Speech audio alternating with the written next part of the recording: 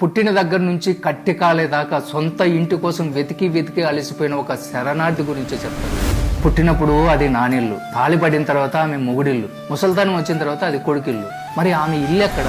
మధ్యలో ఎక్కడో ఇరుక్కుపోయి జీవితాంతం ఇక్కడో కాలు అక్కడో కాలు వేసి అదే ఇంట్లో ఉన్నట్టు బ్రతికి వెళ్ళిపోయే ఆ మనిషి పేరు అమ్మ.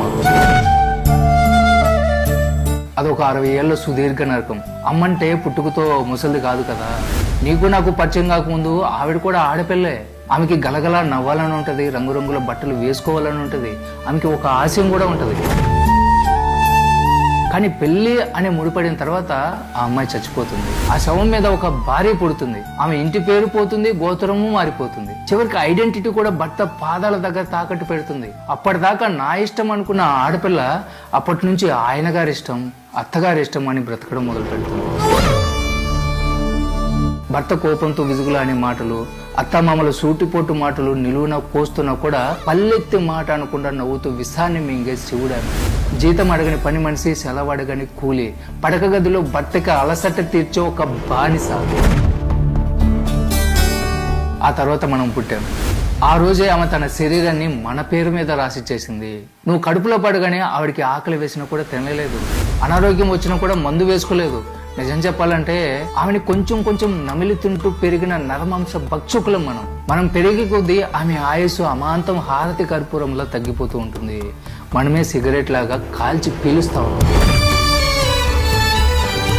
కట్ చేస్తే కొడుకు పెళ్ళైపోతుంది. కొడుకే ప్రపంచం అని బ్రతికిన ఆవిడికి సడన్ గా ప్రపంచంలో చోటు తగ్గిపోతుంది.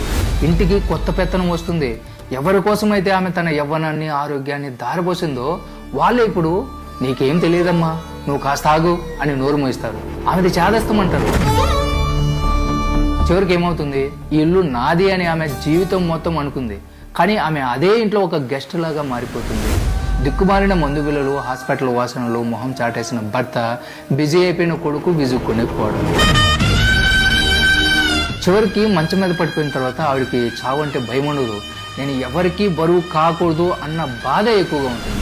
ఏ మంచం మీద అయితే నిన్ను కని పాలిచ్చిందో అదే మంచం మీద ఎండిపోయిన చర్మంతో, మసగబారిన చూపుతో ప్రాణం వదిలేస్తుంది.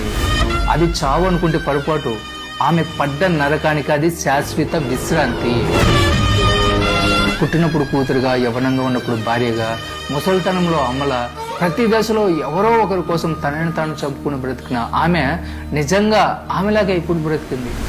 మనం రాసిచ్చిన ఆ దరిద్రమైన స్క్రిప్ట్ లో అద్భుతంగా నటించి చివరాఖరుకు చప్పట్లు కూడా దక్కించుకొని ఓడిపోయిన ఒక గొప్ప కళాకారిణి ఆమె.